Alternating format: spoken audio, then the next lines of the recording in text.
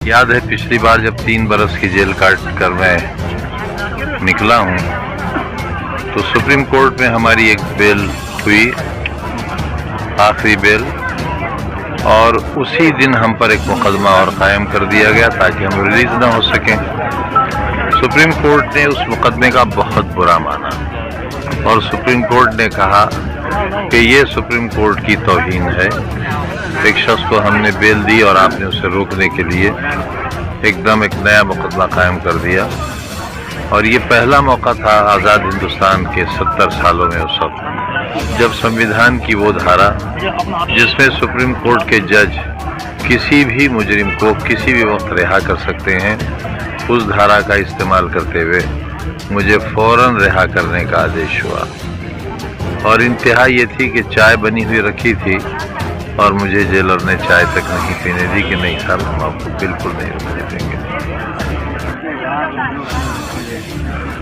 उसी तरह इस बार भी हुआ कि रिहाई आई और एक मुकदमे में 3 धाराओं का इजाफा कर दिया गया ताकि मुझे रोका जा सके। लेकिन क्योंकि अब वो रिस्क वहाँ से ख़त्म हो चुका था मेरा, लिहाजा हुकूमतों की और बदख्वाहों की तमाम कोशिशों के बावजूद फिलहाल मुझे रोका नहीं जा सका और आपके सामने आने का मकसद आपकी खुशियों में शरीक होना था।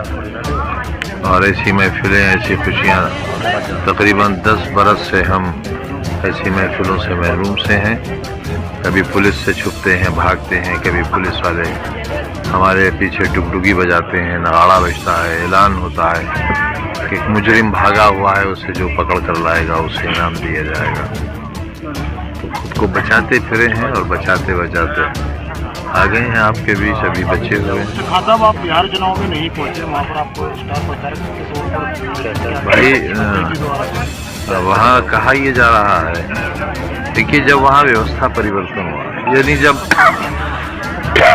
चेंज ऑफ गवर्नमेंट हुआ तो ये कहकर हुआ कि जंगल राज का खात्मा होगा।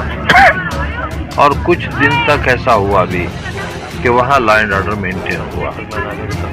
लेकिन चंद महीनों के बाद से ही लेकर तकरीबन 20 सालों तक बिहार में जो राज रहा, उसे खुद पिछले चुनाव में भी और इस चुनाव में भी देश के तमाम बड़े नेता, और नेता ही नहीं बल्कि देश को चलाने वाले लोग ये कहते रहे कि वहाँ जंगल राज है। तो अब हमें मानने में कोई एतराज़ नहीं होना चाहिए जब सत्ताधारी दल ही कह रहा हो, जब देश के प्रधानमंत्री, गृह मंत्री, मुख्यमंत्री कह रहे हो कि यहाँ जंगल राज है।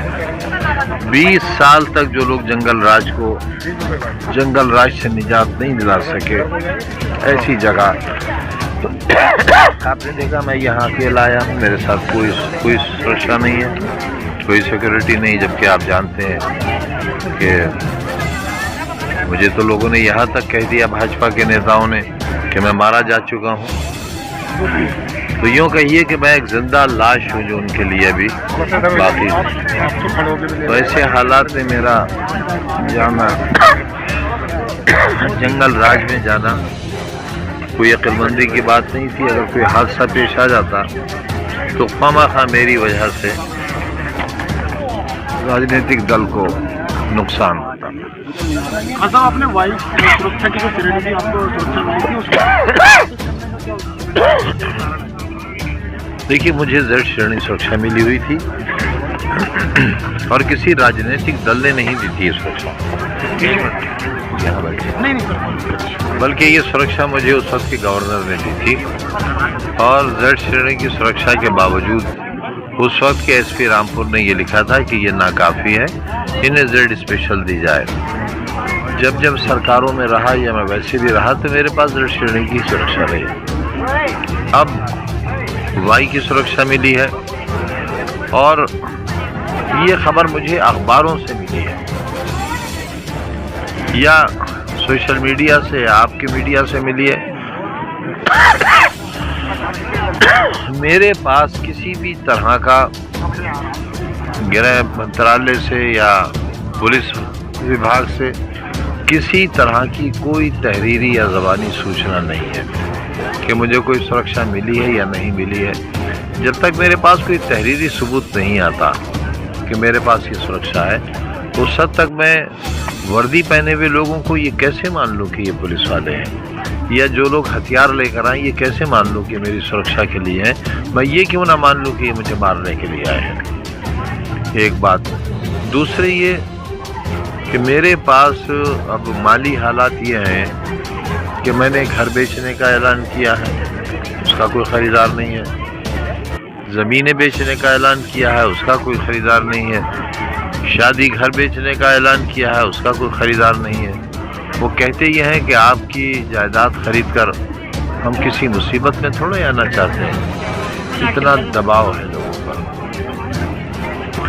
ऐसे में जब IT रेड हुआ मेरे घर, दीवारें कूद कर आ गए, तब बाहर से बड़ी बड़ी मशीनें आई थी ट्रकों में रखकर।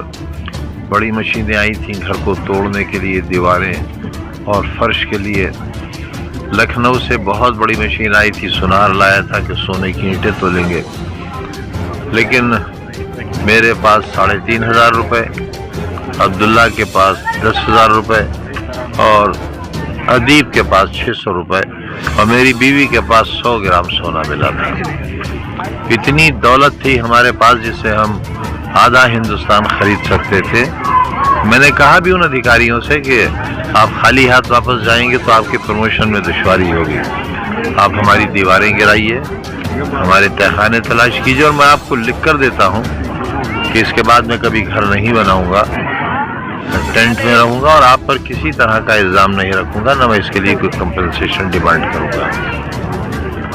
तो इन हालात में मेरे पास सुरक्षा के लिए गाड़ी खरीदना, सुरक्षा कर्मियों को उसमें बिठालना, उसके लिए ड्राइवर और तेल का इंतज़ाम करना मुश्किल ही नहीं नामुमकिन है अगर सरकार इस सब का इंतज़ाम करे। जबकि सरकार तो बहुत बड़ी चीज़ है, इतना बड़ा देश, लेकिन एक छोटे से आदमी की ज़िंदगी की कोई अहमियत इसलिए नहीं है कि अभी पता चला है देश के एक बहुत बड़े देश चलाने वाले ने ये कहा है कि फलां शख्स मारे गए तो क्या हो गया, छोटी मोटी घटनाएं तो होती रहती हैं।